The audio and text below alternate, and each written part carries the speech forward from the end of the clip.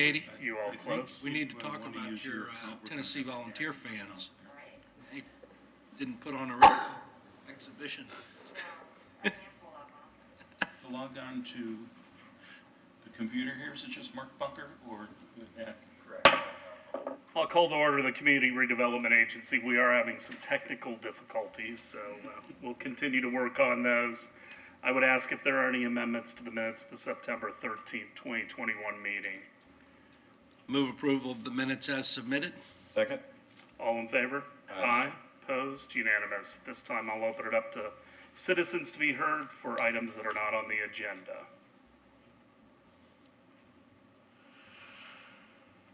Katie, are you here for the work session? No, we're here for the CRA. Okay. Hearing none, item 4.1. Good morning, Amanda Thompson, CRA Director. This item is to authorize a purchase order to Spark Zoo LLC of Tampa, Florida for the maintenance of the CRA's website in a not to exceed amount of $71,200 for a 2-year term, 2022 and 2023, pursuant to City Code of Ordinances Section 2.5631A, single source, and authorize the appropriate officials to execute same. In short, this is to continue with our website provider for another 2 years. Any questions for Ms. Thompson? Have a motion? Motion to approve agenda item 4.1. Second? All in favor? Aye. Opposed? Unanimous. 4.2.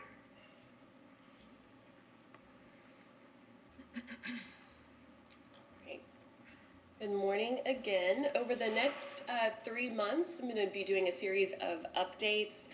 This month, we're talking about our current housing developments underway, the ones that are underway, some potential developments coming down the line. And then next month, we'll be looking at Focus Area 2 and the measures, so the business assistance grant programs, codes enforcement, the vacancy reduction. And then in December, we'll be looking at our communications, media, our grant programs for community engagement and placemaking, reporting back on the measures that we've adopted in our 2-year strategy.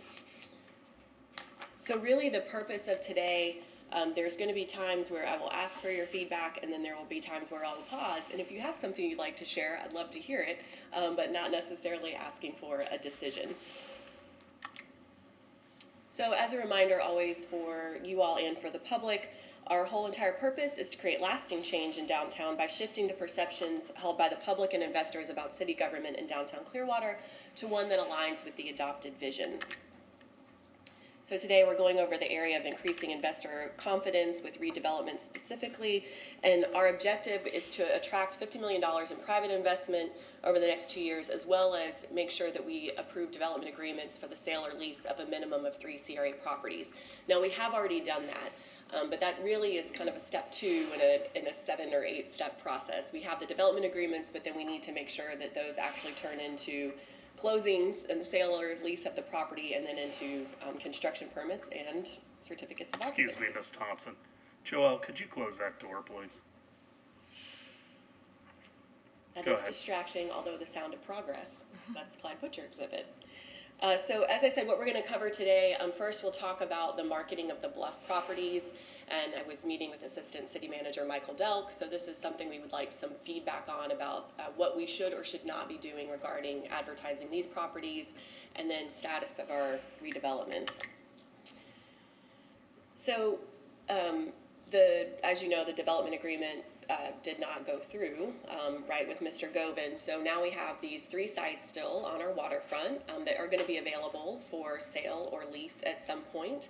And what we'd like to do is continue to solicit, is probably too strong of a word, but accept letters of interest for these sites. We'd like to continue to build relationships with potential developers. We'd like to continue to spread the word and let the kind of developers that we'd like to attract know that these sites are still available in the future. So what that would look like is we would turn back on the tab on our website, advertising the Bluff properties. We would advertise probably on a quarterly basis in print magazines like Urban Land Institute, an occasional digital campaign.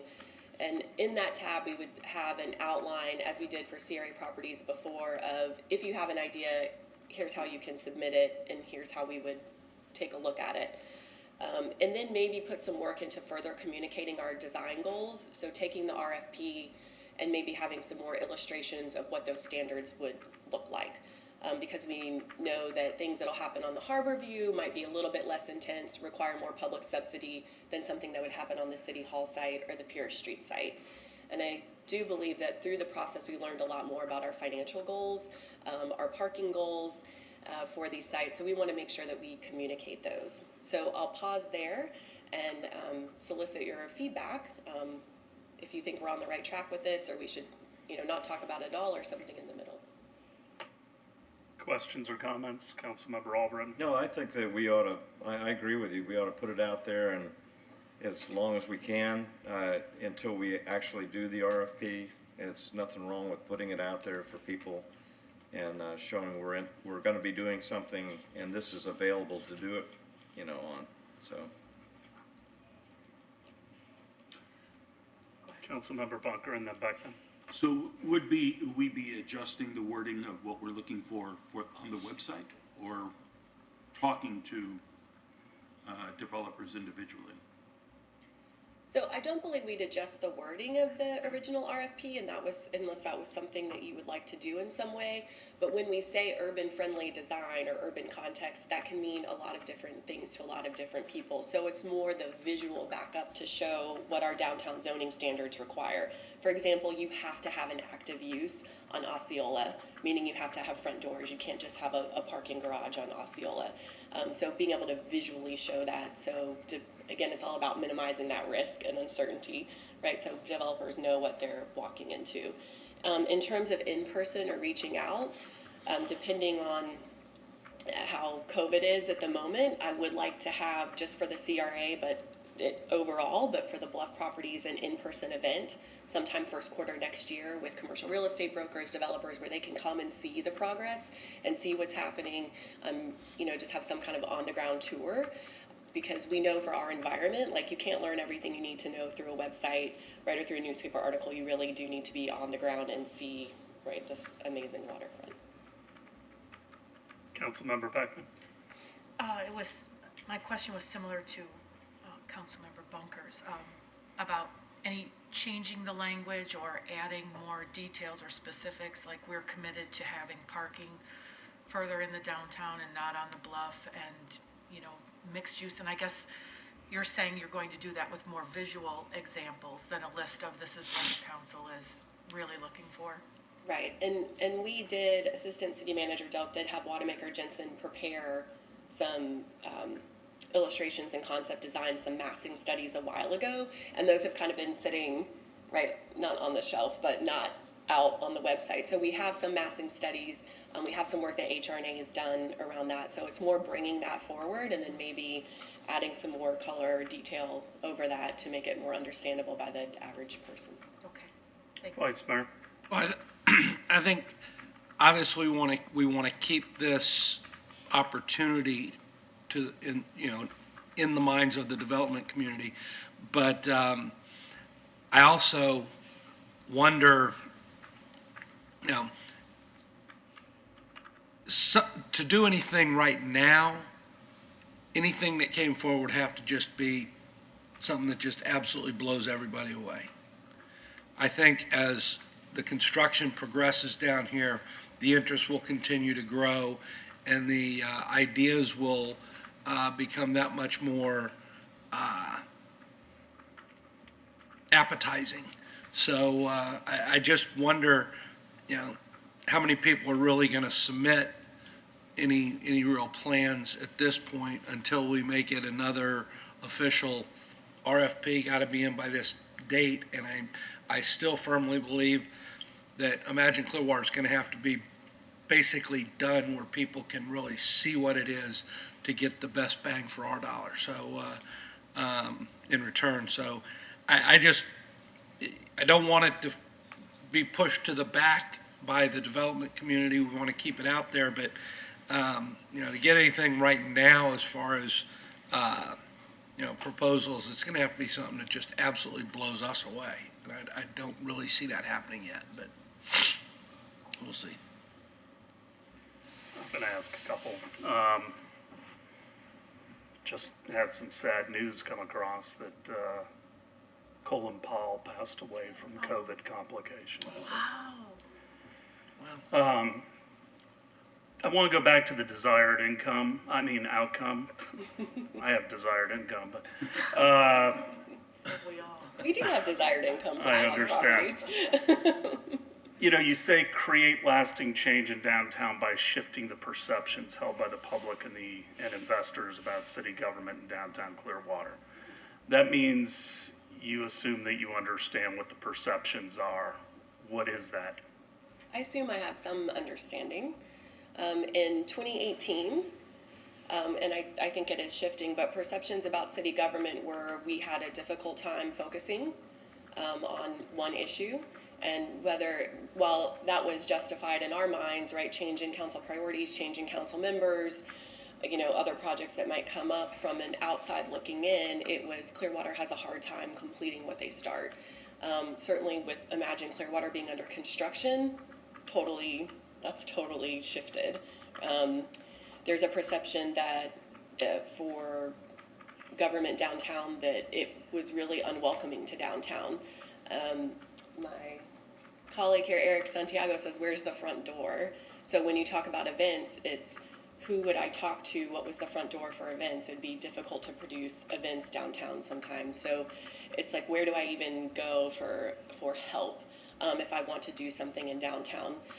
Also, one that it was only concerts focused when I came here. If you want to go to a live music concert in Coachman Park, we've got you covered all day long. If you want to do anything else in downtown, not so many choices.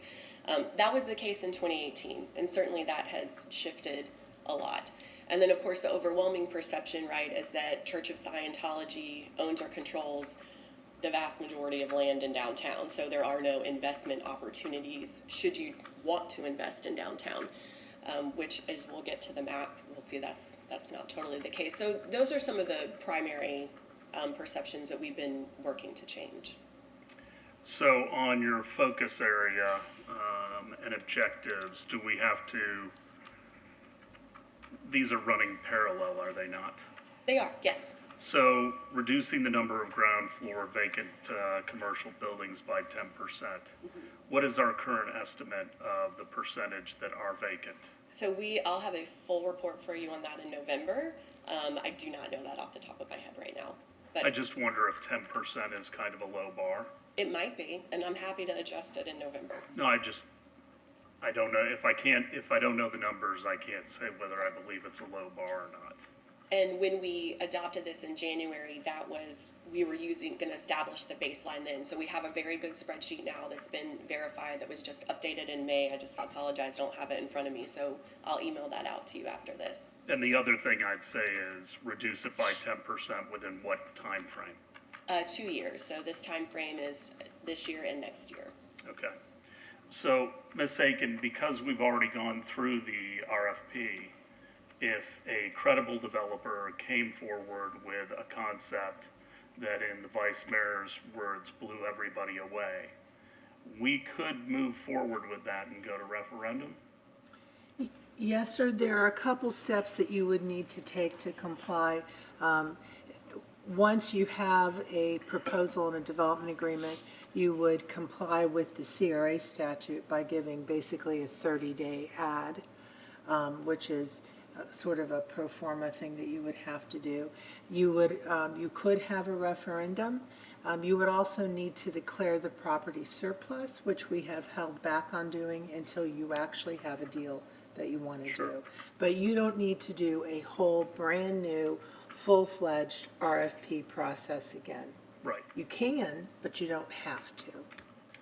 Mr. Delk, when do we anticipate vertical construction to start?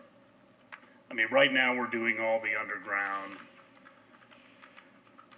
We're cleaning up the site and making certain that we don't have to fix the infrastructure down the road. But when will we see vertical? I mean, we could see some evidence of that before the end of the year, certainly in the first quarter of next year. So it's, I think there's some pads that are getting near ready to be constructed, so soon. And this is something I talked to our interim city manager about, but I want it on the public record. With the supply chain the way it is globally right now, I hope that we have ordered all the materials for the different aspects of the park, whether we need them in 9 or 12 months, because I don't want to hear that we don't have, the materials that we need to go vertical when we have enough lead time to order things. And if that means we have to warehouse them, so be it. But I don't want to see a delay, because of the supply chain when there's no vertical construction going on. From playground equipment to, the matrix that's going to hold the roof for the amphitheater. I hope that Skanska is ahead of the game on that one. We'll communicate that message. I mean, I'd like We don't that wanna in see- writing, that they are, anticipating that the supply chain is difficult. And then the last thing I'd say is, we put out the RFP, and I know we reached out to developers, but I would hope that we would assemble a list of 10 to 20, really well-known master planners that we would want to send packages to and reach out verbally and try to get connections with those caliber of developers, rather than us assuming somebody's going to find us. So you may have already done that, but it's something that I think we need to be doing and being proactive. No, I completely agree, and we appreciate that direction. That's how I feel. I don't know if the rest of the council shares that. Yeah, I do. Any other questions at this time or comments? Councilmember Beckman? Yeah, I have a comment about the next steps for the Bluff properties. So when we constructed that RFP and sent it out, we hadn't adopted Greenprint, and now that we have Greenprint adopted, is that going to change any of our communication with developers? So in this case, we would have the RFP up there and outline that it was a minimum gold standard, that's still what we're interested in. But because we aren't issuing an official RFP at this point, I don't know that we would use anything different than the language that's already there, right? So when we send this master package, certainly we can say, here's Greenprint, here's the updated comp plan, right? Here's everything about building in our community. But this isn't a formal solicitation for bids. So letter of interest, should someone choose to submit it, is going to be much less detailed. Okay. I think the fact that you're going to include Greenprint with any communication with potentials is important. So I'm happy that that's going to happen. So they know what our priorities are, what our focus is, and what we're looking for. And a big part of this too will be as we get more clarity around the programming of the park. That's a big unknown right now. How often will the amphitheater be activated? What kinds of acts, those kind of things. So the more we get clarity there, then we can help solicit and find these development partners too, that see that as part of their mission, that know how to complement the activity that'll be going on in the park. And is that coming then, soon? I mean, to get an idea about the programming and what that will look like, how often it'll be used? I would imagine at some point with the Conservancy consultant has started, but that would really be a Jim Halios question. Okay. Continue. Okay, so what you're looking at here, and this is still a little tinier than I wanted, is a couple of things. The blue dots are CRA or city-owned, let me start with the green dots. Green dots are the current development agreements that are underway, which we're going to go over in a little more detail in the next slide. And then blue dots are potential city or CRA-owned mixed-use or housing sites. So you see the Bluff properties there. Across from Prospect Lake, the CRA owns a little portion of property there that we're hoping to be a part of an assemblage. That's a great housing site. Then you see where there's the purple, blue, purple underneath the yellow Prospect Lake. There's a couple city-owned lots in this block that we are also starting to work on an assemblage of this land for a market rate apartment development. And then all the way down in the East Gateway, we have a few lots there that have been undergoing environmental remediation. So that'll continue. That wouldn't be a good housing site, but it would be good for some type of commercial use. So nothing specific to share now, but just know where you see those blue dots. We're working on advertising. We'll be coming back to ask for the city to transfer property to the CRA for the purposes of redevelopment sometime in the coming year. Then if you look at the purple and pinks, these are privately owned sites that are large enough to be substantial housing developments or a mixed-use redevelopment. And remember, everything from Missouri in is still part of the Opportunity Zone. I have not seen any information on extension of that Opportunity Zone yet, but we're still on the lookout for that. So these sites are ones that, we're continuing to contact the property owners, right, and just look at ways, how can we partner and get these sites on the market and redeveloped.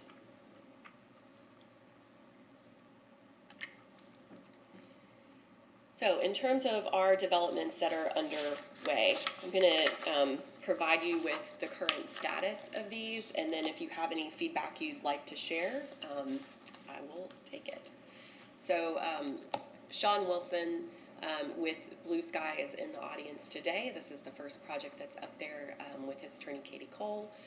So they have received their development order. They've been working along to check all the check boxes in their development agreement. They are $4 million short of what they need to construct due to increase in construction costs because of COVID. They are looking to apply for a $2 million grant from Pinellas County, which they do meet the requirements for the Penny for Pinellas program, and they are also requesting $2 million from the city or the CRA.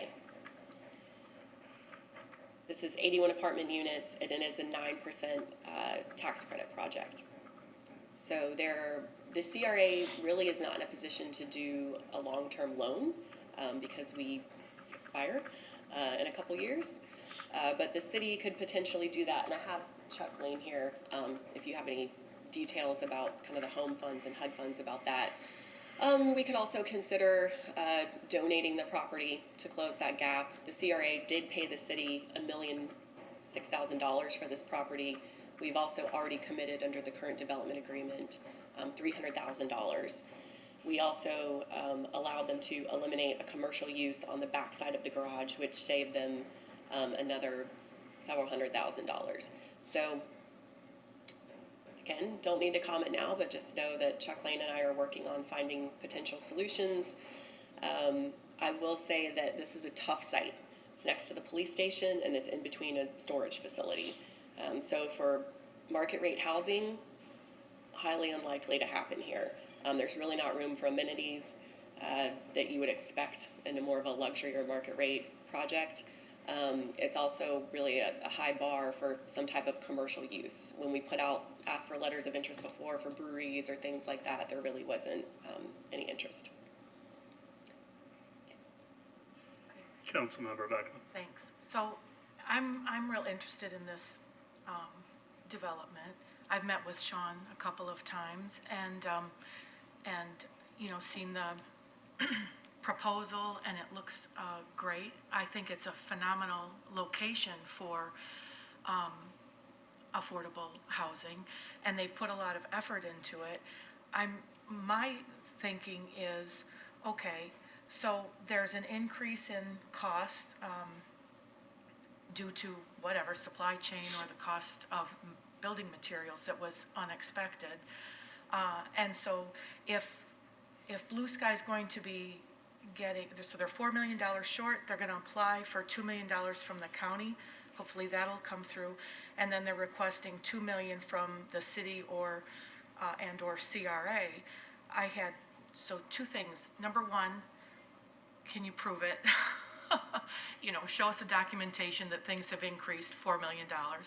And then rather than the county and the city eating up those, accounting for making up that difference, is Blue Sky going to put a little more money into it as well? So are there going to be 3 partners in it to help offset this unexpected $4 million differential?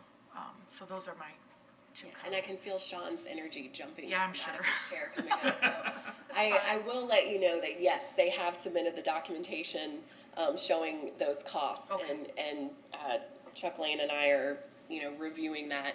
And that they also have decreased their developer fee as part of that. So they are putting in more of their own equity. Now, we could debate, is it enough, is it not enough, what are the numbers, and comparing, that's the things that Chuck and I are looking at. But they have adjusted. And then how likely are they to receive that $2 million from the county? Do we have any idea, or when we'll get that decision? I think a lot of times in dealing with government entities, it's hard to go first, right? So I think Pinellas County, it says, if it's important to you, it's important to us. So the county is really looking for us to be the first mover. But everything is always contingent, right? Just like with South Washington, we said our deal's contingent on the county providing their part. So it would be the same situation. Okay. And then, isn't there an expiration date on this project? Like, if we don't make our decision right away, we need to make it right. Yes, that's going to be around March of next year. Okay. Councilmember Albrecht. Yeah, my question would be, a lot of times when you're asking for funding source always wants a buy-in from, so in the city saying they're gonna wait for the county, my question to you is, does the county require a buy-in from the city for this before they'll consider funding, or how does that work? The county requires us to show that we are participating, and what that participation looks like depends on different projects. So, for example, with 306 South Washington, we're donating the land, right? Our land is part of the investment. We're being paid by the land trust, and we're turning that back into the project. So the county considers that the participation. This project is a little bit different because the CRA just recently paid for it. So we did explain to Mr. Bussey with the county's economic development that the CRA is in for cash for $300,000 for this project, as well as we'd already purchased the land. But I think, obviously the more we give, the higher the project will be rated. The less we give, the lower the project will be rated in comparison to others. But there is no minimum bar that the county set for participation. Okay, I guess I'd like to hear from Chuck and see what's available through housing on this, because that, I think, will be a big part of it. Thank you. Chuck Lane, Assistant Director, Economic Development and Housing Department. There are available funds, whether it be our traditional home dollars, could be a combination of home and state housing initiative partnership program funding dollars. We could consider this potentially as part of our ARPA funding, the $22 million. That may be an eligible source. But in terms of the housing world and housing funds, I think we could cover our portion of what's being asked for us with housing money. Okay. Other comments? Would those be the ARPA funds that are earmarked just for like housing and development, not the other, the So- 22.4 million ARPA that What I referred to was the 22 million. There is another source of home ARP money that's, it may or may not be a fit for this. Okay. That's more geared towards homelessness. Okay. And assisting people that are facing imminent homelessness. Okay. Which may be an option if we fund a small portion of units in this facility, Okay, in this project. that's an interesting idea to do that. Okay. Well, we certainly need affordable housing, but I don't say at any cost. 2 million certainly is a lot, over 24,000 per unit. And is this the best use for $2 million within the CRA? I think you have to compare the different opportunities we have with that figure. I also consider this to be a strategic location, even though it may be a difficult site. And is it the right area for affordable? I am not going to support the $2 million. I thought this was a bad project in the first place, but I was willing to go with it as long as the developer got the monies. But now that this additional ask has arisen, it is not something I'm going to be supporting. So,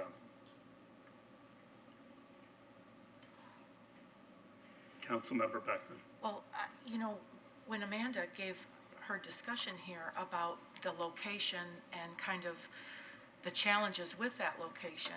I'm saying, I would like to know, why is it not a great location here for affordable housing? People can walk to jobs, they can walk to the grocery store, they're on transit. What would you envision being there? I just think it's a strategic site that can be used for other purposes. It's right next to our MSB, it's right next to our parking garage, the police department. I don't think we need affordable housing there. We've got several other projects that we're working on east of this site in the Town Lake area. If we wanted to spend another $2 million, why wouldn't we throw it at those projects that are a much larger critical mass? And I want other parcels in the downtown. You want other parts, what does that mean, want other parts? It means I think this is a site someday that might be deal worthy of trading with the Church of Scientology, that I want to get more strategic parcels from than this. So I'll just lay it right out there on the table. No nuance. But if you're not thinking about that, you should be. Well, I'm thinking about, too, the amount of time and effort that's been put into making this project happen. And it looks great. I think it's a great location for people of lower income to be in the city, to be able to navigate and get to service jobs. That's our primary industry. But for supply chain and other unexpecteds, we've been on board with this. And so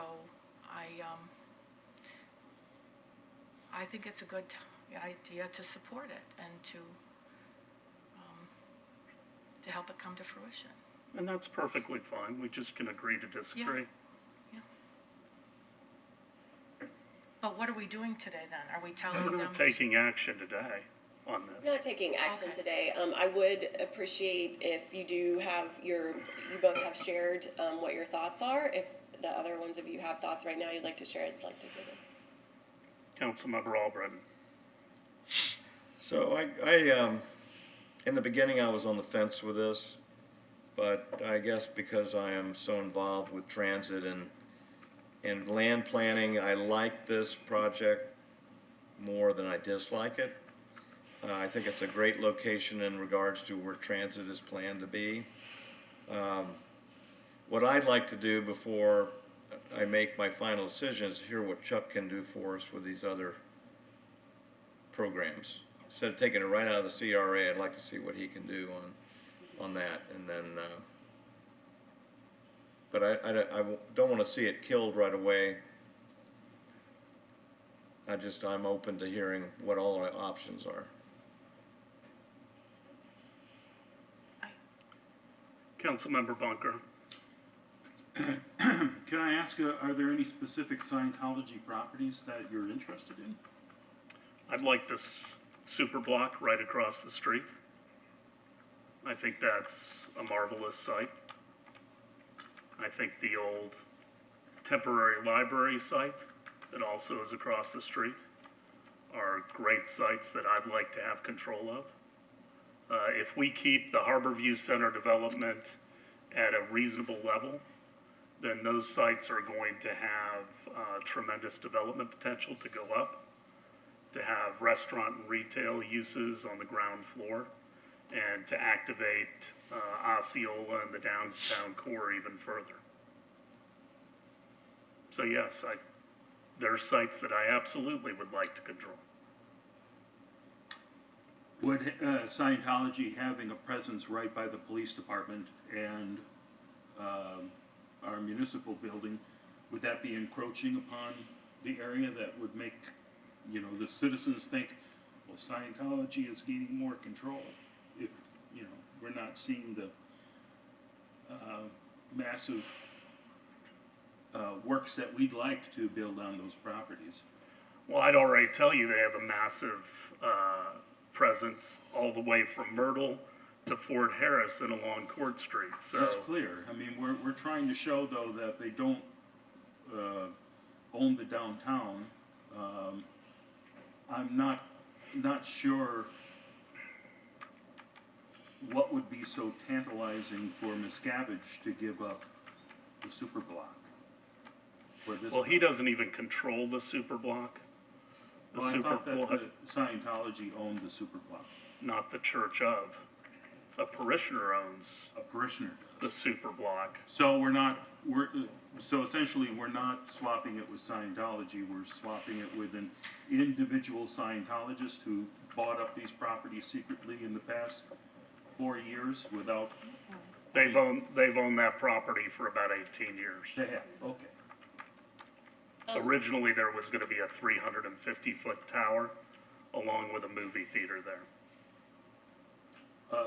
For 18 years, that was the plan back then? Yes, Oh, I was here when we were looking at it, and everything on Cleveland was gonna be demolished, and Laura Street was going to be vacated. And the design challenges of having a movie theater on the base floor of with huge volume that's open, with a movie theater and then a tower that goes 350 feet was virtually impossible. And so originally whatever it's called over here, what is it called? Skyview or Skyview was gonna be demolished. so Miscavige was going to be able to get that property from the parishioner because he was promising to bring in a movie theater and a nightclub to that block, wasn't he? When he came to the city to make his pitch, you give us the lot we want, and we'll redo the entire downtown, and No, Tom they were Cruise and not. I will personally. It was gonna be the recruit private you. developer that was gonna develop the movie theater and the tower. Okay, it's just that Miscavige said that he and Tom Cruise would be responsible for that. No, Well, we're from the CRA perspective, which is my job and my lens. We are looking at how do we implement the downtown redevelopment plan. So, irregardless of the property owners, housing, we have a housing first strategy. So, I appreciate, we're having this conversation, but for us, the question is, as the mayor said, what's the trade-off, right? Whether it's a loan, and I'm hearing clearly that we want to see what the city financing options are versus CRA funds. The money that we have in right now, I can tell you that it's being used for other projects and for land acquisition, because as we know, if we control the land, then we can sell it and make the deal. So we're really focused on that irregardless of ownership. So, this site right now, having affordable housing there does meet the downtown plan. Other uses for this site, office is probably the only other viable use beyond a housing project for that site. That's really what we're focused on. So in response, I don't wake up every day and think like, how can I maneuver and combat with the Church of Scientology? Like, we're laser focused on implementing our plan, right? Whoever is involved, and let that message rest where it lay. We're moving forward with the community's vision. But there's still the interesting question of, did Scientology have any impact on all the other properties that were bought up secretly in the last 4 years? And that's not So a it sounds question we like- can answer. Excuse- That's not a question that we can answer. I know, but in this case, it looks like David Miscavige would have a fairly easy ability to swap for this super block with the individual parishioner if he wanted to make this type of land deal. So I'm just curious to see, if Miscavige can help us put something in the other buildings as well. Councilmember Beckman? Yeah, two things. Number one, when you talked about, moving ahead with our plan and vision, I would also say, as I continue to bring up green print that we've adopted and it has specific measurable goals, we also signed on to the Pinellas County Housing Compact that has, lofty intentions, not real measurable goals, but lofty intentions that I'm fully supportive of having more affordable housing. And this would work, would address that. And finally, because Sean Wilson has come, the owner of Blue Sky, I would I would ask that maybe we let him speak for a minute or two and talk Well, I'll about. open it up to the Oh, public. I okay. have to. Sorry, forgot. No problem. Vice Mayor? Well, I mean, the property we're talking about here, right next to the police station, everything, it's a difficult piece for anything other than probably Blue Sky's proposal or using it as a potential land swap for something else. The additional money is definitely a concern,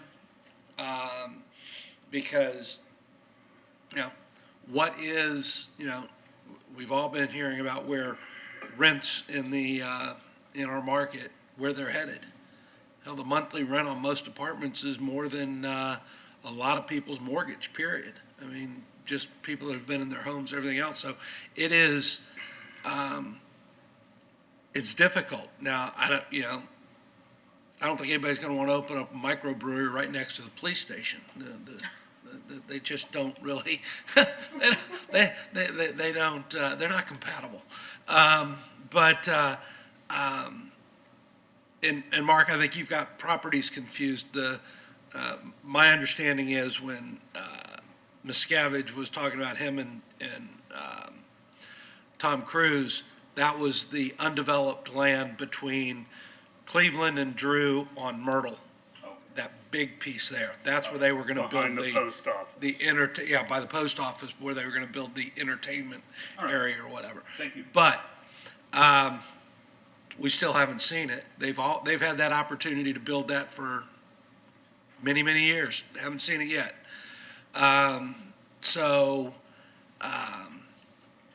But we're not making a decision here today. There's a lot of stuff to be worked out. Who knows, there may become more money available somehow, some way. I'm not ready to eliminate this from consideration just yet, but, I would say if there's a land swap opportunity for this, interested parties need to be coming forward to express that interest. Councilmember Albritton. Yeah, just one more comment, we'd love to know the intentions of David Miscavige. I mean, for years, promises, and lately, as of late, nothing, after all the buying up of properties. So, I think that I like the CRA's intentions of moving forward and being laser, about what we're gonna be doing with the city and the CRA, not regarding what trying to guess what the church is gonna do. It would be nice to have them come and say, here's what we could do together, but we haven't seen that happen, so we need to just move forward and do the best we can on what we have, and if something comes out of this, then we can think about it then, but I'm not gonna worry about what their intentions are. We need to be worrying about what we're gonna do and how we're gonna make downtown vibrant and move forward with what we have. I would like a comparison between the projects that we have throughout the rest of the CRA and the contribution that we are making on a per unit basis. Because if you're not making that comparison, you're not doing your homework. Just to say we're just going to do a project regardless of the cost, I think is foolishness. Ms. Aiken, do you have something to add? I just do want to clarify that we have a contract right now on that property with Blue Sky. That is correct. So we cannot, should not be inviting other people to come in and make proposals on that property until we make a final decision and until this contract no longer exists. But that contract expires next March. Is it March? Yes. So at this point, we're working on this project in good faith. Carry on. It only gets easier from here, so. Indeed.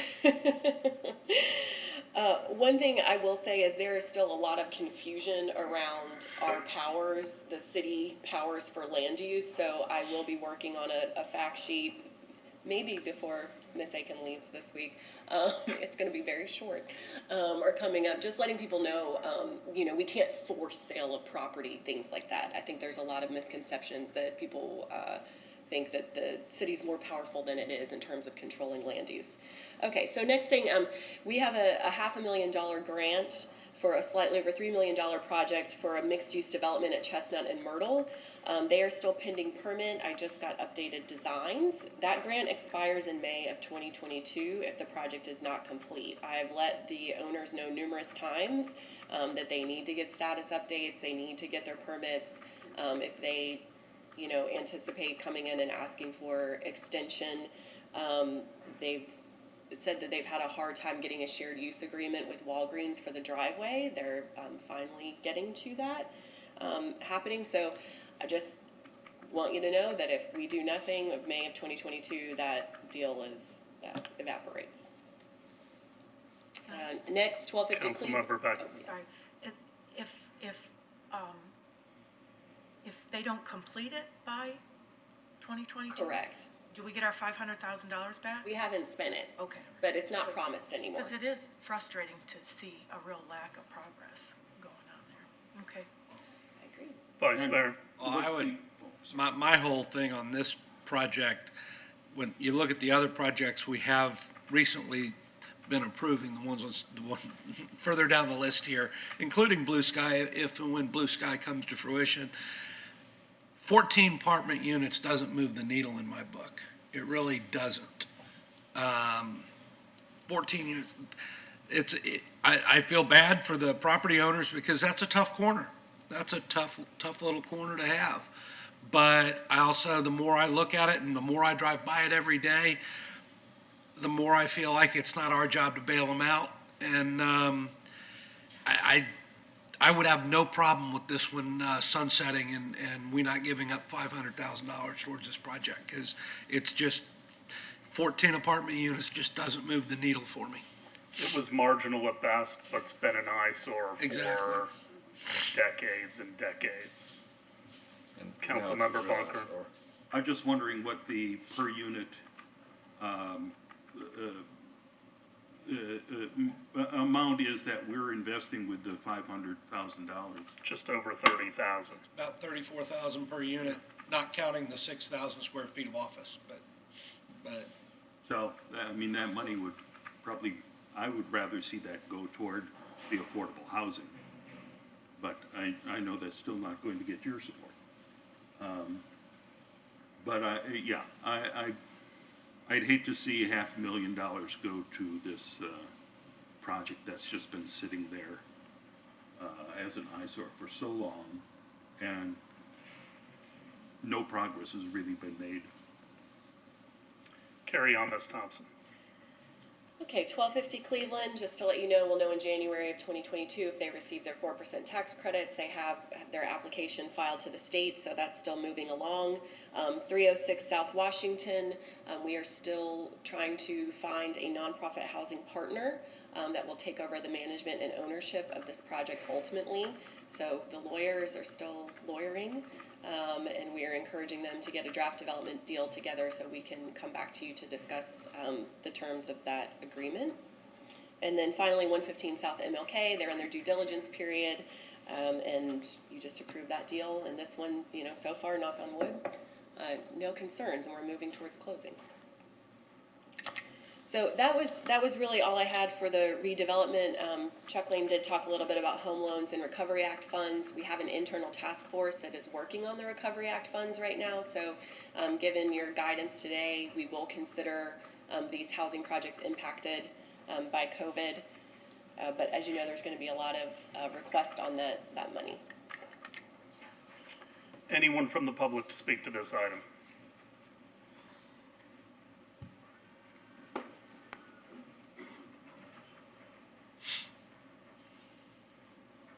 Good morning, Mayor and Councilman. My name is Sean Wilson. I'm the president of Blue Sky Communities. We are at 5300 West Cypress Street in Tampa. And I want to thank everybody for the confidence that you showed in us 2 years ago and the confidence that you repeated 1 year ago. We were not successful in our tax credit application the first time. We were the second time.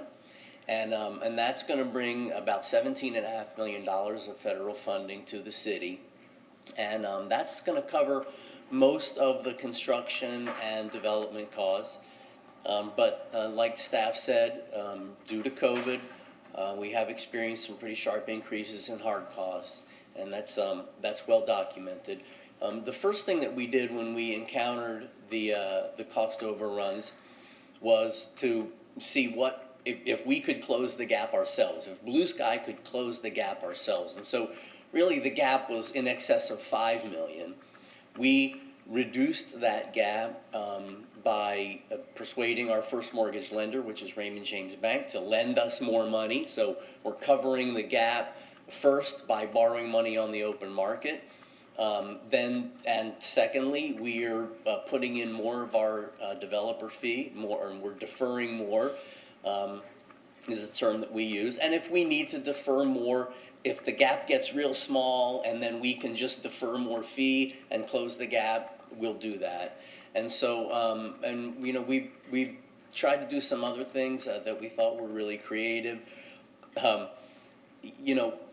We could potentially do a drastic redesign of the building or even eliminate the parking garage, but those would be really big changes, and they may not be enough to close the gap. And I think staff, and rightly so, said, no, let's build the building that was approved. Let's build the building that we all can be proud of for decades to come. And so that's what we did. We designed and we took it through the development order process.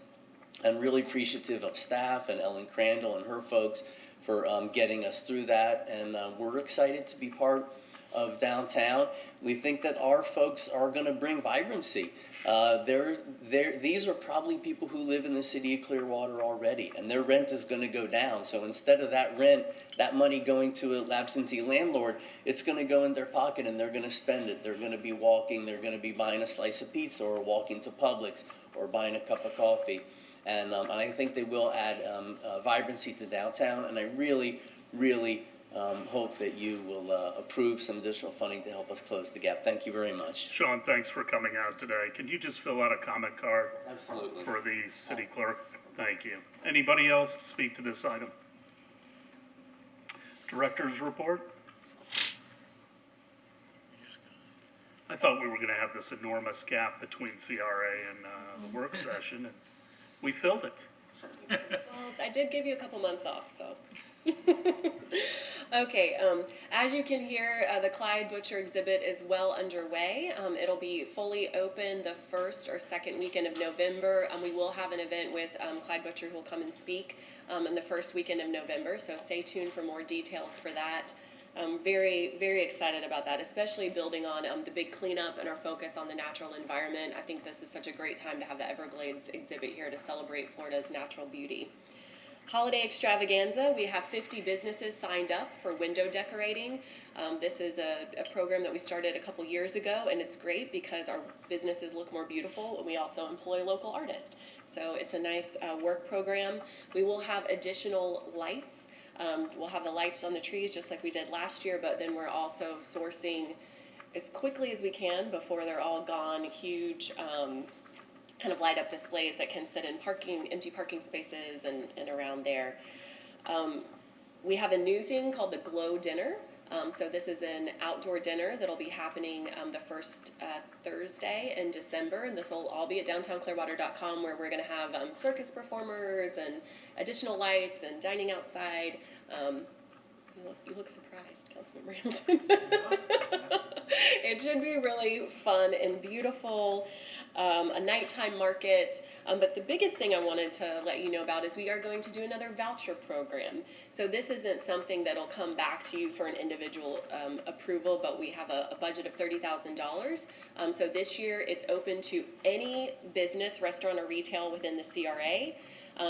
You have to spend at least $15, and then you'll get reimbursed $10 of that. So the businesses sign up, residents, anyone in the Tampa Bay area can sign up this time. We're not restricting it to just Clearwater residents. They can sign up to get their voucher. They use it in downtown. Then the business turns it in and gets reimbursed from the CRA. So we're super excited about that. We want to get as many people downtown as possible during December, shopping and dining. Last but not least, this month we have the Sangria Festival coming up, which has gone through our Amplify special events program. And finally, I just wanted to give you a brief update on the Downtown Coordination Summit at Collaborative Labs. It's a very positive meeting, and once we get the full-time record, we'll be sending all that out to you guys, and we have our meeting with the Downtown Development Board. We'll come back in November with next steps with the groups. But a few kind of highlights from it.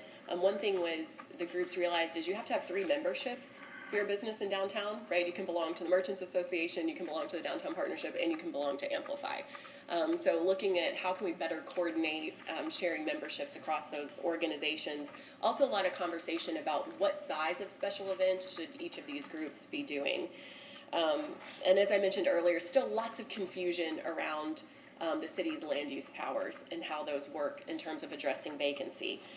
With that, I do want to turn it over to Michael Delk to talk a little bit more about things we heard regarding property ownership and those conversations in that meeting.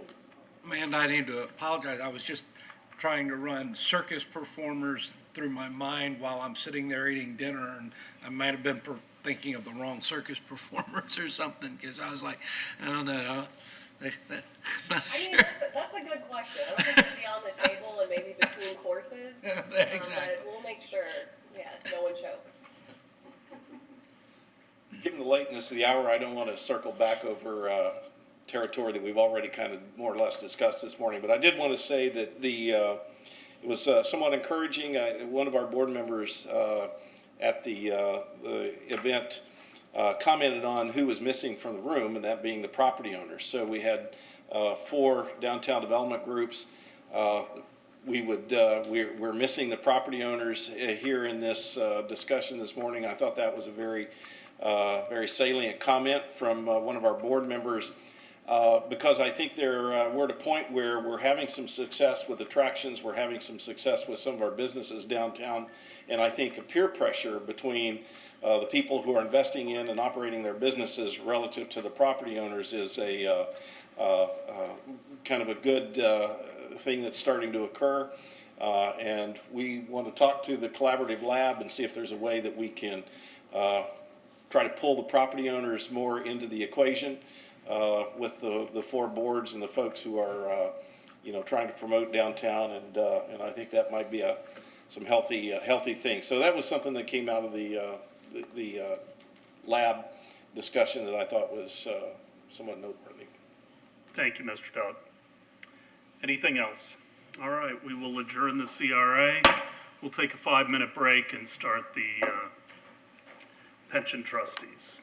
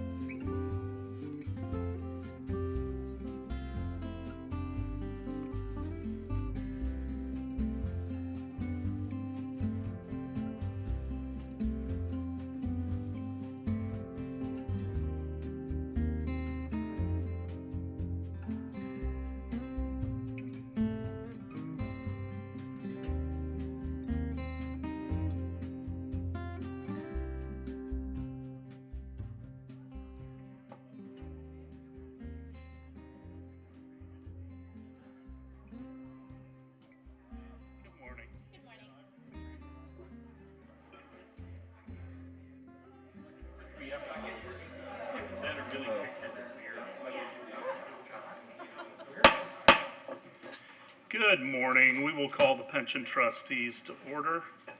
I would ask if there are any amendments to the August 16, 2021 meeting.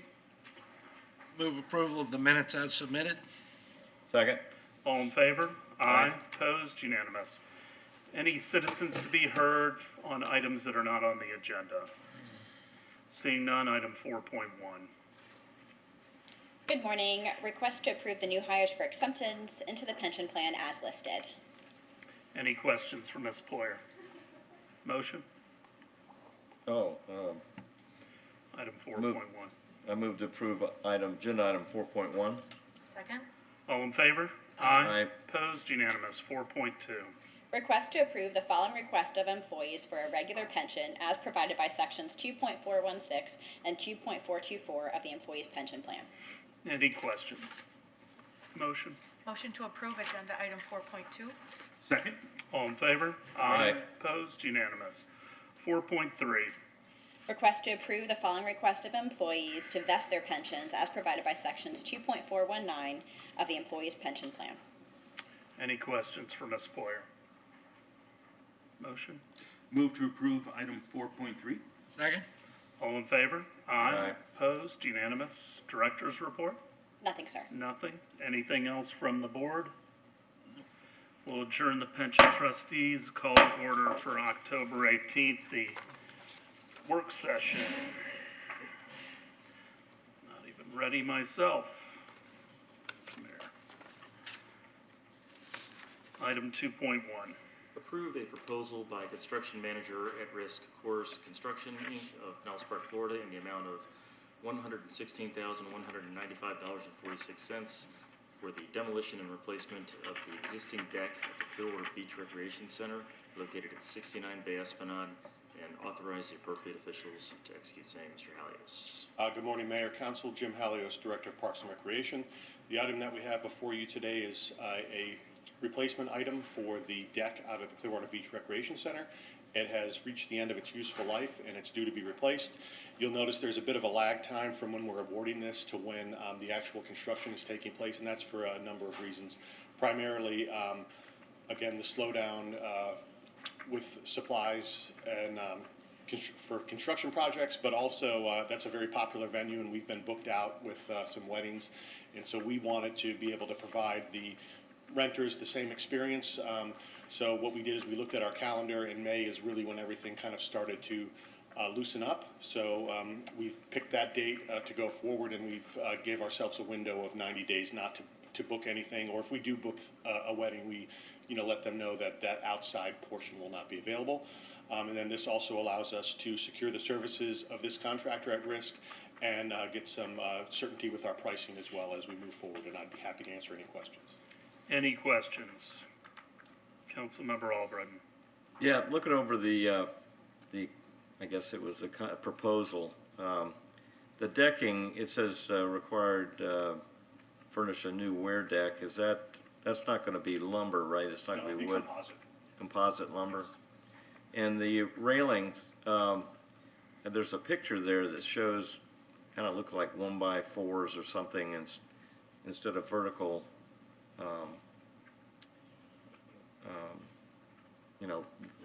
Material. Is there a possibility they can? It just takes away from the view when you have a deck, and I know it's got to be probably a 42-inch deck or railing. They possibly use something like a stainless steel cable instead that gives more of a view since it is on the water. Yeah, we can definitely look at that. I don't know how that would affect the price. I think that's kind of our main concern with that. And also, as you know, out there in that beach environment, that stainless steel degrades if we're not able to treat it properly, whether we ionize it or if we have to do some type of other pre-treatment to it. But we will definitely look into that and see what the price difference would be on that, and then we can address that with council as well. All right, thank you. Other questions? Consent? Yep. 2.2. Approve acceptance of Tampa Bay Regional Planning Council Stormwater Outreach and Education Grant Award in an amount of $9,100 for anti-littering campaign, marketing materials, and vehicle wraps. Authorize appropriate officials to execute same. Ms. Millet. Hi Mayor, hi Council, good morning. I'm Samantha Moulet and I'm Volunteer Specialist for Parks and Recreation. I'm here today to seek approval for the Tampa Bay Regional Planning Council Stormwating Outreach and Education Grant Award in the amount of $9,100. This is going to go towards an anti-littering campaign that's aimed at spreading awareness of environmental stewardship, anti-littering campaigns, and civic initiatives offered by our volunteer program. So our plan is to wrap 3 to 4 beach vehicles, our volunteer vehicle and parks vehicles with anti-littering, save the environment, steward your oceans and waterways types of messaging. Well, I want to thank Ms. Millet for this weekend with the big cleanup. It was, I think, a huge success. Did we get a number on We are pounds? awaiting, but we've counted about 10 of the groups and we're already over 2,000 pounds of trash collected. So, Which but is we are really awaiting bittersweet. results. Sweet to get it up, bitter that it existed in the first place. But thank you for all your effort and all the volunteers that came out. Thank you, it was a good day. Questions? Councilmember Beckman? So I think this is just fantastic. First of all, I want to echo that. Thank you for doing all that work. It was months of, weeks and weeks of work. It was, and the weather cooperated, so that was great. I had a question about how long, do we have any idea on how long these wraps last? And do you have a prototype of what's going to be on them, what they're going to look like? Great question. So the wraps are estimated to last about 3 to 5 years. And just so you all know, it's a reimbursement grant, so there's no funding or anything coming out of our parks budget. And then the design will be in coordination with the community, so I plan to have a community outreach process and kind of a competition with youth to at least put part of the design together and then working with our public communications to incorporate that in. But very much sea, turtles, beach, environmental pictures and slogans and things like that. And then any time frame on when we'd be seeing them, maybe? So the grant itself is, the project must be completed before September 30th of next year, but I hope to complete that sooner, for sure. Fantastic. Thank you. Other questions? Consent? Yep. 3.1, thank you. Approve a work order to Alf Associates, Inc. of Tampa, Florida for the design of utility relocations associated with Lakeview at Keene Drainage Road Improvements Project 20-0038-UT in the amount of $132,361 pursuant to request for qualifications 26-19, Engineer of Record Consulting Services, and authorize the appropriate officials to execute same. Mr. Brown. Thank you. Good morning. My name is Jeremy Brown, Engineering Manager. Pinellas County intends to improve drainage and sidewalks along Lakeview Road between Woodcrest Avenue and Brookside Drive. This project will relocate city-owned potable water, reclaimed water, and sanitary sewer lines that conflict with the proposed improvements. A joint project agreement will be brought before council at a later date along with the contractor's bid. This is just for the design of the project. I'm happy to respond to any questions. Any questions for Mr. Brown? Vice Mayor? When you look at the map, I mean, I understand it's something that needs to be done, but there's an awful lot of unincorporated associated, in the surrounding areas. Is there any, and I used to live in this area, is there any opportunity for us, and I guess it's more of a legal question, to solicit that area to become incorporated?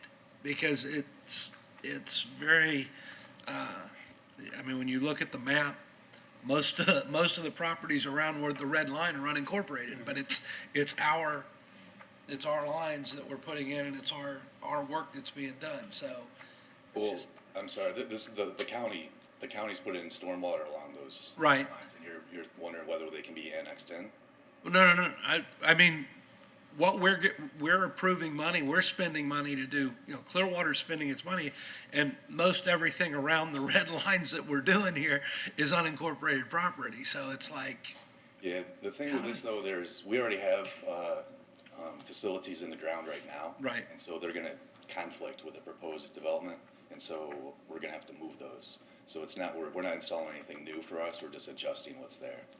I understand. This is just an area that, and I think even the sheriff's office in the county would agree, because it's very difficult when you start getting areas where, somebody calls for emergency service and it's like, well, do we, it's 911 has to figure it out, is this a sheriff's call or a police call when one side of the street is one and another side of the street's a different jurisdiction. So it's just, this is an area that over time I think I would love to see become part of Clearwater, because it's definitely within our service area. It's within our boundaries. Yeah, I get where you're within- coming from, but the county's work really is way overdue. Yeah. Councilmember Beckman. So you said we already have the infrastructure in the ground, we're just adjusting what's there because the county wants to do improvements which are necessary. So are we responsible for 100% of the relocation costs? Yes, Really? Okay. it's within their right of way. And to tell us to do it. We're coming and we're making improvements and you've got to pony up to make it happen. Correct, yeah. Okay. And then there's a phrase in there, it's an 8-month project from notice to proceed. So that notice to proceed hasn't happened yet. No, that'll be after you approve it, and then the engineering director will authorize the work order. Okay. And then do we have any idea on like a ballpark figure how much that might cost us to relocate, what we need to relocate? At this point in time, we don't even know how many conflicts there are because the county hasn't designed their system yet. So once they get to about 60%, they'll make us aware of it and we'll have a better idea as to how many conflicts we have. So this is probably months and months down the, okay. Other questions? Consent? Yep. 3.2.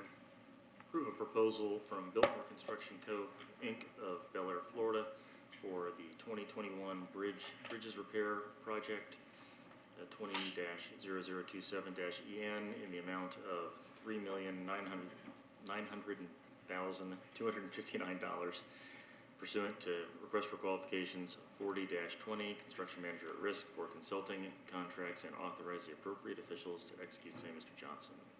Morning. The city inspects its bridges on a biennial basis with the assistance of the city's engineer of record for our structural inspections. A list was created to help develop some repairs. The majority of our bridges are concrete, and in time, concrete begins to degrade.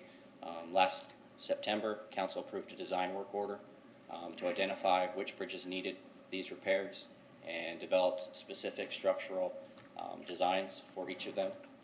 There's 14 bridges included in this packet, and the maintenance work will extend the life of these bridges. Happy to answer any questions. Questions? Councilmember Beckman. So I found this agenda item pretty fascinating. I have a number of questions. One, so we have $4 million for necessary bridge repairs and maintenance for 14 bridges and 1 seawall. And we have a total of 26 vehicle and pedestrian bridges. So I have a question about how many feet, miles, or however you measure, of seawall do we have to maintain as well? I mean, Specific to this project, no, like as a city, what are we responsible for? I don't have those exact numbers. Okay, so we can get those later. I mean, I was just curious. So this 4 million is for a little more than half of the bridges that we have at least. And we're required to inspect them every 2 years. So do we spend $4 million like every couple of years, or? So that's not, the repairs are relatively, it's maintenance related, they're relatively minor. I ran this project back in 2013, we did a similar type thing with Biltmore. So it's basically spalling, cracking, delamination. They're minor repairs, so we try to group them together to have some economy of scale, and it was time to do that. It's been almost 10 years, so. Okay, so it's, all right, so there's some kind of a trend, and then we group them, and then we have a big expense for bridge maintenance and repair, and then it goes back down? So it all depends on what those reports say. If Sand Creek Bridge is showing rapid degradation, we're going to obviously respond quicker. Yeah. If we have bridges that are just, showing signs over the years of incremental value changes in that structural indice, then we'll adjust accordingly based on the severity of those reports. Okay. And so I looked at the bridges that we're going to be repairing. One of the questions I had, is it, obviously, part of our bridges that we're responsible for includes the Sand Key Bridge and the Memorial Causeway. Is it part of the Courtney Campbell as well? No part of the Courtney Campbell? The DOT bridge. Okay, okay. And then I have, on page 6, so of the, it's not the proposal, it's the next one. So I have some questions about the cost and the costs that are not included. And on page 6, I found it interesting that, because this is a project, you know, that we're in control of. So, or I'm sorry, it's on page 5. It's under Exhibit C, Assumptions and Clarifications. The contract documents are amended by Biltmore Construction Company Inc. as follows. The following are not included in the guaranteed maximum price proposal. So, hazardous material survey is excluded, cost for investigation of subsurface soil conditions is excluded, impact fees, permit fees, all that business, that's fine. I mean, I can understand all that. But E is utility consumption fees, cost to be by the city of Clearwater. And then job site office facility for the owner, architect, engineer, or their representatives. And costs for any electrical power services are excluded. So, you know, it's no secret that I'm a big environmentalist and I'm super frugal. And so I'm wondering if those costs for the trailer, the electricity, and all that, where is the incentive for the contractor to, you know, adjust the temperature and turn off the lights and really work to save energy? So I had the same questions when I read this. Good. These were explained to me as, these are things we put in here. We are not having a job trailer on this. We did not feel it was a necessity to have a job trailer because we're spread over 14 different locations. It didn't really make sense. So that was just kind of standard language that was put in the GMP. So we don't have to worry about, you know, electricity for those things. The utility consumption may be hooking up to a hydrant at some point to flush something if they're, you know, they're basically taking a portable generator out to these sites and they're going to be chipping off, delaminating concrete and capturing that, and then they're going to be putting new concrete patches back in. So the amount of consumption is going to be very, very minimal, and it'll be most likely handled within the concrete truck and that generator itself. So I don't anticipate there being additional expenses. So this is just standard language in case something happens that we come back and we can talk about things. But I don't anticipate there being any costs related to, you know, utilities or electricity. Okay. Councilmember Albritton. Okay, so 3 of these bridges are on island states, and you and I worked together on the first bridges that were replaced on, more like in the new section. These are all bridges in the old section. Is this the second time these bridges have been repaired?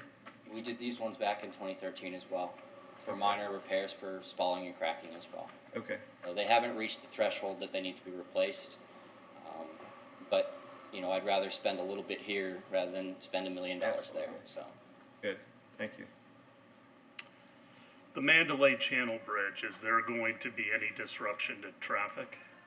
Should be. Okay. I was not aware that that was our responsibility. Why isn't that on DOT's? It's an extension of 60. It's a good question. Do you have an answer? I don't have an answer. Okay. Some things just don't make sense. But we work with the district as far as inspecting these bridges. You know, we have certain that are not included in their program based off of there's certain thresholds as far as length, span, you know, and they're responsible for bridges over 20-foot span. They'll do the inspections for us. But when it comes to ownership, it's kind of not really clear as to why we may have. Ms. Kivett's lurking behind you. So. She may have a better answer for you, but. Not better, just different. Good morning, Tara Kivett, Engineering Director. The portion of work that we're doing at Mandalay Channel, because correct, it's not our bridge, it's DOT, is related to the seawall, and that is ours. Okay. So it's been eroding for a while, and we just combined it with this project. So is it the seawall under the bridge or adjacent to? It's actually near the walkway. So it's not near the water, it's higher. So it's on the north side, on the marina side, north side of the bridge. And we had like a concrete panel kind of come unattached, but it's up by the fishing pier and the walkway. It's Okay. not down by the water. When is that bridge going to be in need of replacement? I just Good hope question. I'm not around. We have not seen the inspection reports on that. We probably could ask DOT. Like, I don't know the timeline on that. That jars my memory as far as, so we were working with Parks and Rec trying to solve, because we have the trail that goes over that, and there's a sacrificial decorative panel that was up against, it's not an MSC wall, but it just sunk and fell out. And we were working with Parks and Rec trying to figure out, how to handle this. And we had our engineer go in there, and all that soil had washed through the joints in that seawall. So that's the repair of that seawall to backfill behind it and replace that panel back on that trail. All right. Any other additional questions? Consent? Yep. All right, 4.1, thank you. Approve a renewable 5-year term interlocal agreement between Pinellas County government and the city of Clearwater to provide Ross Norton Recreational Complex as a public disaster shelter during times of emergency. It authorizes the Clearwater Emergency Manager to execute same. Mr. Graham. Good morning, Javon Graham, Division Chief of Emergency Management. As some of you may have remembered, back in 2006, the city of Clearwater and Pinellas County entered into their first agreement for Ross Norton to use as a public shelter. This has not only been a good location for the county, but also a viable resource for our city community and city residents when we have to activate during times of emergency. By agreeing with this, allows us to enter into that agreement for another 5 years. With that, if you have any questions, I'd be willing to answer. Any questions? Nope. Councilmember Beckman. Is this the only location that we're in agreement, that we provide? Yes, this is the only city of Clearwater facility that they can use as a shelter. Okay, and what are our responsibilities? We help staff it with personnel just in case if they need resources to open up doors and for security reasons. However, they bring in Red Cross, they bring in food, they bring in cots, they bring in all the resources, and we just kind of help oversee it and help manage it. Now, we also offer PD, fire department for EMS and such like that. But the good thing with this is as well, if there's any damage, the county pays for all the recovery to bring it back to pre-storm conditions. Thank you very much. Consent? 5.1. Approve amendments to the Clearwater Code, Clearwater Community Development Code, Chapter 51, Flood Damage Prevention, to allow for the use of best available data when establishing flood hazard areas, including Pinellas County's vulnerability assessment in 2021, to address accessory structures used for parking and storage, to modify provisions for manufactured homes, to modify or delete various definitions, and to make other administrative amendments and pass Ordinance 9508-21 on first reading. Ms. Matzke. Good morning, Lauren Matzke, Planning and Development. This code amendment is a joint effort between Planning and Development and the Engineering Department. The city's floodplain management ordinance was updated in 2018, and it's based primarily on a model ordinance, which was prepared by the Florida Department of Emergency Management and FEMA. At council's direction, staff prepared Ordinance 9508-21 to address certain issues related to changes to FEMA's maps, and Sarah Kessler from engineering will talk through those. Changes to the city's floodplain management ordinance must be reviewed by FDEM, and they did that prior to us bringing this forward.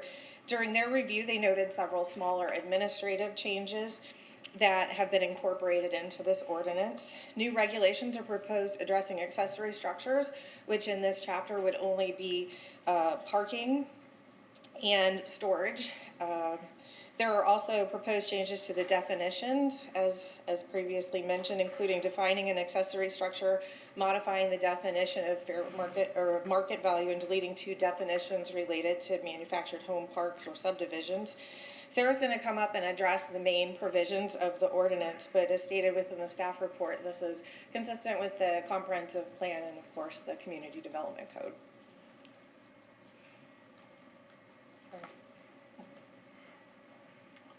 Good morning. Good morning. Sarah Kessler, Lead Environmental Specialist in the Engineering Department. So Lauren had the easy part. So back in August, Lisa Foster, the floodplain administrator from Pinellas County, came to talk about Pinellas County's vulnerability assessment. So you've heard that stuff before, so I'll just keep that part short. The new FEMA firm were automatically adopted in August, and they left a gap in the protection on Clearwater Beach, Sand Key, Island Estates, and then also our intercoastal mainland coast. So the new FEMA firm has much lower base flood elevations than the previous firm, and so that Pinellas County study addresses that. So just,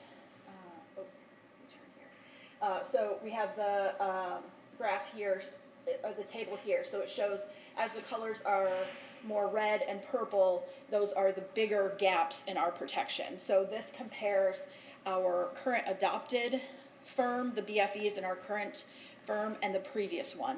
So you can see a lot of the beach is dark red, some areas are purple, and so those gaps are 6 foot differences in the BFE. So those have gone down. So this is the same map that I showed you a couple months ago. This is the difference between the vulnerability assessment that Pinellas County created and our previous firm. So we are right here in the middle. A lot of it is blue, some a little bit light green, and so the BFEs are in line with our regulations that we've had previously. So it doesn't put an additional burden on homeowners or developers. They've been building to this standard since we adopted the floodplain ordinance back in 2018. So very little changes with that. So the BFEs developed in the vulnerability assessment will be used for regulation where the vulnerabilities assessment is higher than the FEMA firm's BFEs. So those locations are all on the intercoastal Gulf side. So on the east side of the city, Tampa Bay side, the FEMA firm is higher. The BFEs in the FEMA firm are higher. So we'll be regulating to the firm on the Tampa Bay side. So now let's switch to the manufactured home section. So per the Florida Building Code rules, if it is a permanent structure, it's regulated as a manufactured home. So that includes recreational vehicles and park trailers as well. All fall into that category if they're used as a permanent home. So the city is a Class 6 in FEMA's CRS, Community Rating System program. That Class 6 translates to 20% savings on our flood insurance rates. So all homeowners in the special flood hazard area receive a 20% discount on their flood insurance. So in Clearwater alone, that is about $1.5 million in annual savings for our residents. So FEMA updated the CRS program, and it requires new or replaced manufactured homes to be elevated the same way other residential structures are elevated. So in order to do better than a Class 9, which is only a 10% savings, we would have to adopt that regulation as well. So the current requirement in the Florida Building Code and our 2018 floodplain management ordinance is that the bottom frame of that manufactured home needed to be 36 inches above the existing grade or ground level. So the change in the CRS requirement is for the bottom of that frame to be the same as the residential requirements, so it needs to be at the BFE plus the 2 foot of freeboard to add that additional protection. So the 2 foot of freeboard is for residential and commercial properties, and that was added in 2018. And the manufactured homes, parks that have the potential that will be impacted. There are 6 of them on the map. 2 of those have already been redeveloped. Bayside Gardens and Bay Breeze have already been redeveloped, so those are not an issue. So the 4 remaining parks are Sky Harbor Estates, Bayside Waters, Harborside, and Bay Aristocrat. Sky Harbor Estates, which is right here behind the Target, south of Gulf to Bay, is high enough on a bluff that park, all the homes in that park are not impacted by the special flood hazard area, but the other 3 parks are impacted by this regulation. Are those single owners or are those owned by the occupants? Those are, each one of them is a little bit different, I believe. Okay. I believe the Bayside Waters, the new Japanese Gardens one, has some lot ownership in it, but it's sporadic in there, what is owned. This requirement is, the elevating to the BFE and the free board is only applicable to new, replaced, substantially improved or damaged homes. So they don't need to go in there and just raise it up. It's just as something needs to be replaced, it needs to be elevated to the appropriate height. So that was a lot of information that was a little bit confusing, but happy to answer any questions that you have about that. Councilmember Albritton. So on talking about the beach area, what's the base BFE? Did that come down with FEMA? So with the FEMA firm, it came down, and I don't have, it's variable depending on where it is. I want to say, it's variable. I can look it up and have that information for you on Thursday specifically. Okay, and then Clearwater has the actual 2-foot freeboard on top of that? Yes. Whatever all right. Yeah, I'd like to get those numbers. Yep. Councilmember Bunker. What constitutes substantial improvement that would make these new?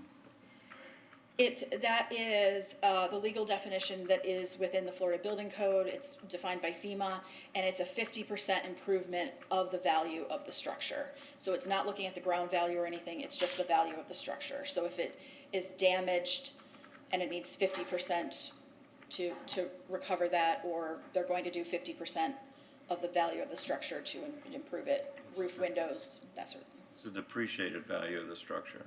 Yes, depreciated value. Mm-hmm. Councilmember Beckman.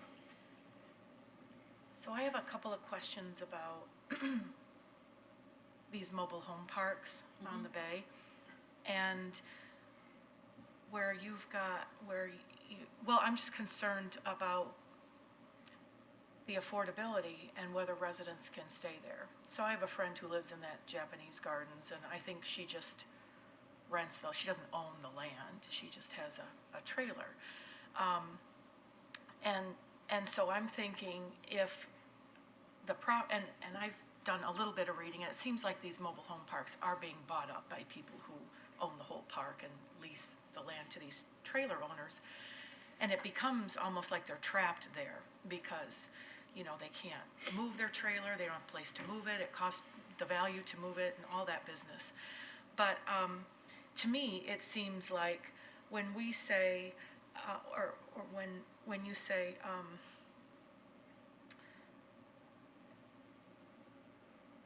when it gets improved, when they replace, improve, or whatever, they have to build to these higher standards. I'm thinking that those property owners are going to start increasing rents right away, looking at the future of what they're going to have to do in the future as things start to deteriorate. So, it's just too bad, so sad for people who are living out there on limited incomes in mobile home parks, that this is what's coming. That's one hand, right, that I can feel that. On the other hand, they're right here at sea level rise.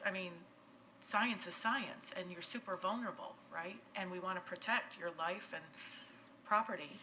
So what do you see as like the next 5, 10, 15 years for those properties. I do not think these are ideal locations for that, given if you have a storm come in, they need to evacuate, so it's not a safe place to be during a storm. On the south end, Bay Aristocrat is completely surrounded by seawall, and so the wave impacts, if you have a higher storm, is going to be pretty substantial through the whole park. There's no natural coastline to be able to buffer the waves, mangroves to be able to absorb some of that wave energy. And I think the firm on the Tampa Bay side shows the risk at which those properties are. I think it shows the risk accurately, that those are vulnerable areas. If you had a single-family home in that area at that elevation, it would show a very similar risk. Not wind-wise, a little different, but as far as water elevation. And so I think the firm map accurately shows what can happen, and if we do have a storm that comes into Tampa Bay, all of those properties are very vulnerable, as many properties on Tampa Bay are. And so are you saying that, so we're at a 6, and you said that saves us, the city is a class 6, and we have 20% savings on our flood insurance ratings. It's about 1.5 million in annual savings for our residents. But to get to a 9 to save even more? No. 9's bad. All right, so to lower it, because the county had a 3, didn't you tell me, like the county has a 3 or 4? County has a 3, they just got a 3. Yeah. And so, the lower the number, the better the savings. So, if this provision in, this ordinance, we decided not to do that, when we come back through for our, audit on the CRS program, we would drop back down to a 9. Okay. So we were just awarded our 6, so that'll continue for another 3 years, and then if we decided not to, we would regress then at that point. And then how can we get to a 3? How can we lower that 6? We can go and talk to Pinellas County and copy a whole bunch of stuff that they do. Okay. And just continue to work on public education and some of our mapping, and make sure that FEMA adopts our maps, and a lot of those reasons is why Pinellas County is a 3. Is it a function, though, of also how much waterfront you have? To some extent, but Pinellas County doesn't have beaches like we do. That's why I'm asking that. I see what you're saying. So if you don't have waterfront property, it's a lot easier to not. It is, but they still have a lot of flood issues up in Palm Harbor. Like, they have a lot of special flood hazard area. So, the ratio is a little bit more in their favor, but we could still get a lot closer than what we are. Okay. Go ahead. And then how much more would we save if we went from a 6 to a 3? Do we know? I do not have that number in front of me, but I know what that number is, yes. Okay, so that'd be great to put it out there, right? And let people know if we want to lower our flood insurance, these are the things we need to do as a city. Okay. Thanks. Other questions at this time? Any other information? All right, well, we'll talk about this further on Thursday. 5.2. 5.2 is a continuance. I'll read the title. Approve the annexation, initial future land use map designation of residential low and initial zoning atlas designation of low medium density residential LMDR district for 23, 22 Anna Avenue, and pass ordinances 9503-21, 95-04-21, and 9505-21 on first reading. And again, this is a request for continuance. Ms. Maskey's here to answer any questions as well.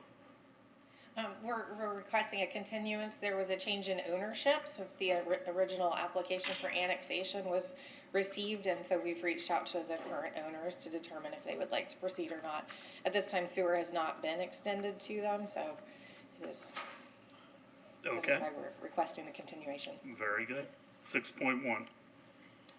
Approve a purchase order to Communications International, Vero Beach, Florida for the maintenance and repair of the citywide two-way radio communication system and equipment in the amount of $165,564 for term October 1, 2021 through September 30, 2022, pursuant to Clearwater Code of Ordinances, Section 2.5631A, single source, and authorize the appropriate officials to execute same. Mr. Foster. Good morning. Earl Gloucester, Director, Solid Waste General Services.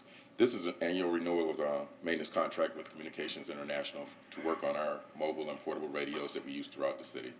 All departments are on our radio system, with the exception of Clearwater Fire and Rescue. They're on the county system with Motorola. Questions? Any questions for Mr. Gloucester? Vice Mayor. Earl, this is about a 20-year-old contract, isn't it? Yes, sir.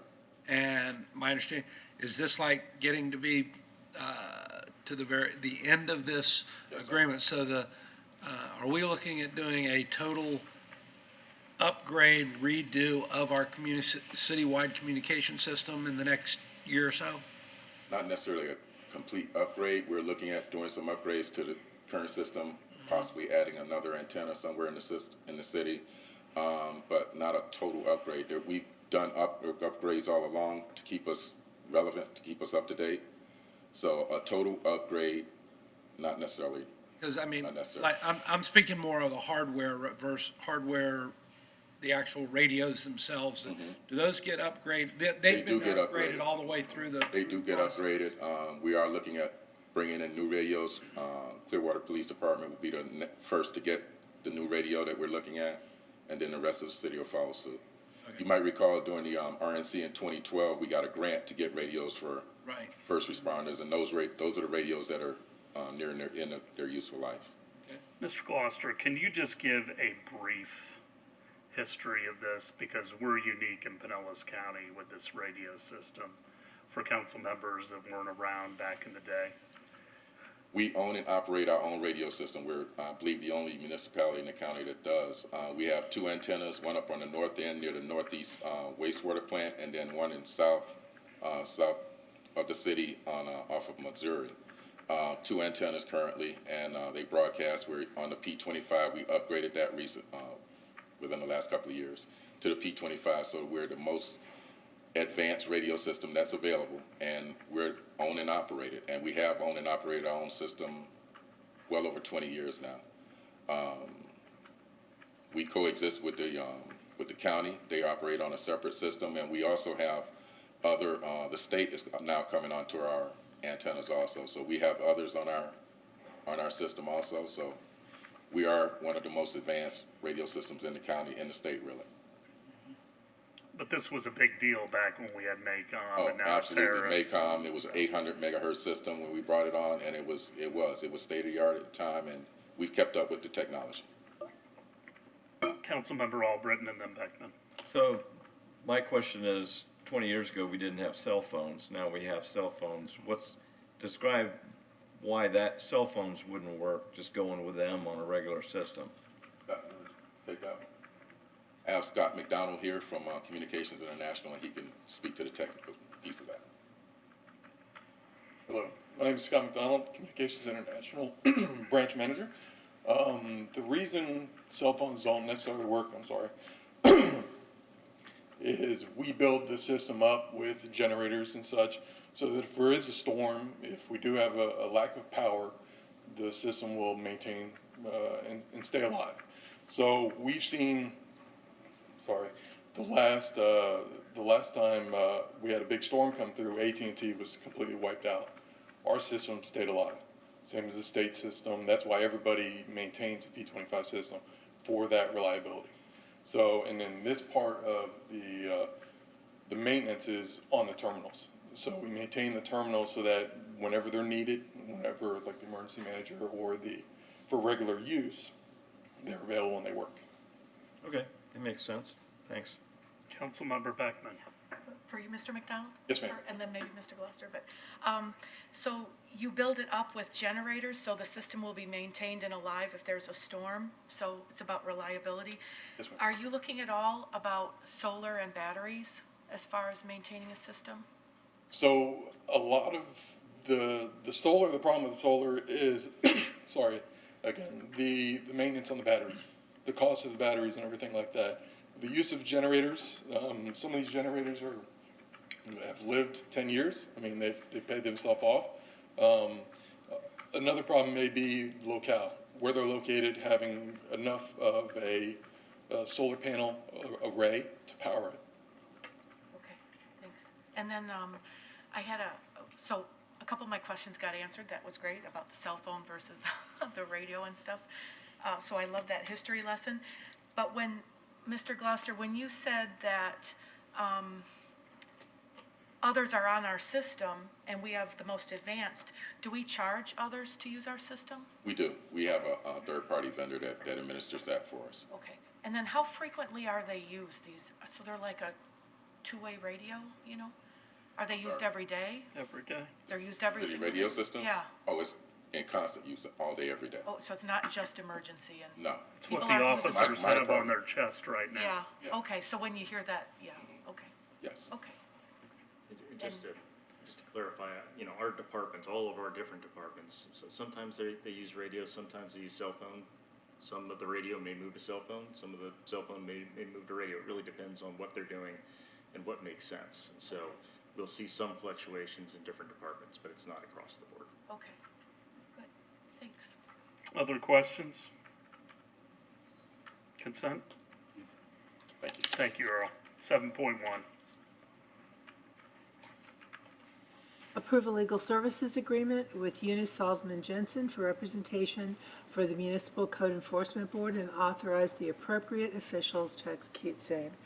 Council, we've had an agreement with Eunice Salzman for, I believe, close to 20 years now, and they have not increased their rates in that time period.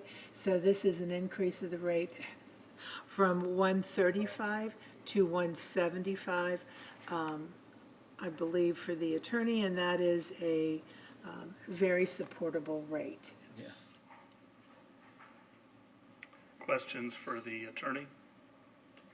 Consent? Yes. 6.2. I mean, 7.1. 7.2. I mean, Approve you a got legal, me. approve a legal Hear what I'm services thinking, not what I'm saying. agreement with Trasteno LLP for representation to the Civil Service Board and authorize the appropriate officials to execute same. This is actually a new agreement for representation for the Civil Service Board.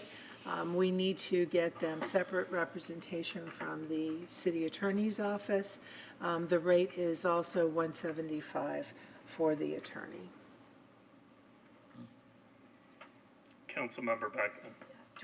Do we not have legal representation here right now? The City Attorney's Office has advised them when needed, but they need to have independent representation so that we can represent HR. Okay, and why didn't this happen like years and years ago? We have been representing them, and in the past, the Director of HR has actually presented the city's cases to civil service. But now we would like to be able to represent HR as well. So we need to have independence there. And this isn't a big enough thing that the new city attorney would want to weigh in on or anything? He's aware. I have consulted with him on both of these, so he knows what we're doing and why we're doing it. Thank you. Consent? Yes. 7.3. Any questions about second readings? All right, anything else, Ms. Aiken? No, sir. Mr. Maxwell? Yes, sir. Any new business for future meetings? Councilmember Beckman? Yeah, okay. Shocking. I know it's not. Okay, so I am looking forward to our legislative agenda and priorities and articulating them. And, I serve on the Suncoast League of Cities, so we've developed some priorities and we're talking about advocating for things that are important to our municipalities, you know, throughout the county. And so that's exciting. I'm going to make my first trip to Tallahassee in a few weeks as an elected official. But I wanted to talk about in the future maybe, what are your thoughts about engaging residents more in some key legislation related to priorities that we care about so that they can weigh in, so we can kind of encourage a little more resident participation. So I thought maybe we could discuss that at a future work session. The other, Okay. pardon? I said, okay. Okay. The other thing is, you know, I attend as many as I can fit into my schedule, advisory board meetings. And, you know, I've been real transparent in wanting to get more resident engagement with our advisory boards, to feel that the advisory boards are more useful to us. And so I'd like to have maybe, you know, in January, a meeting about best practices for advisory boards. I don't think, you know, I worry that we waste staff's time sometimes. 9 times out of 10, when I'm here at an advisory board meeting, I'm the only person sitting out there. And so I question what is going on. And also, I'd like us to talk about how we are evaluating people who sit on advisory boards. Because I'll tell you, a number of them sit up here and don't open their mouth ever. And so I think it needs to be weighed on something more than just attendance. So I'd like to have a discussion about best practices, accountability, and really utilizing them. Maybe like in January to start off the new year. And then the other thing is, I know that a number of us were at the Drew Street meeting, and we're talking about Drew Street and what that new configuration might look like, and residents weighing in. And I'm still waiting for that presentation to our council on Drew Street and the proposed plan. But residents are understandably frustrated. And so I'd like to have a discussion about what options does the city have right now to reduce that speed and increase safety on Drew Street right now, and allow residents to weigh in and let us know, you know, what they're thinking. I had lunch with the FDOT secretary. Okay. 2 Fridays ago. FDOT is going to be doing a presentation In November? Okay. At a work session? Or At a work session. can they also make it at a council session so that residents can weigh in and be here? You know, I mean. Contact them. I think it was just easier for their staff to do the presentation at the work session, but that does not mean council cannot discuss the presentation at the council meeting if you're wanting council citizen feedback then. It's more difficult to have their staff at night than coming during the day. It is. And we did discuss speed limits, but I'd like them to discuss that, because the places where we would probably want them reduced are in the FDOT areas or the county, not within the city's purview, and there's issues with that. But that was one of the reasons for the meeting that I had with the FDOT secretary. Okay. I get that it's easier for a staff member who's working to come at 9 a.m. on a Monday, but it certainly isn't easier for our residents to come. But if we can maybe show a presentation again and just talk about it, or whatever we can do to engage, to help inform residents and allow them to have, you know, their voices and concerns heard. But as we wait for approval of the plan, and then, you know, construction, and I mean, we're talking years out, and people would like to see some safety improvement sooner rather than later. And I'll work with public communications to see if we can place a link on the social media page regarding the presentation. And if it is placed on the agenda for Thursday discussion by council, I can also, on the agenda item, include a link to the video. okay, that seems fair. Thank you. And the chief has been cracking down on Drew Street with some wolf packs, so. So those are just my 3 suggestions. Okay. Thanks. Very good. Anything else? All right, well then we're adjourned until Thursday, Pam Aiken's last work session. Last meeting? Oh, this was the No, work session. last work session. This is our last work session. Yeah, so we will be saying goodbye to our illustrious city attorney on Thursday and Friday. It's going to be a very interesting meeting, but short, But bittersweet. Yeah. very much so. The Very much second so. time I'll use that today. We're adjourned.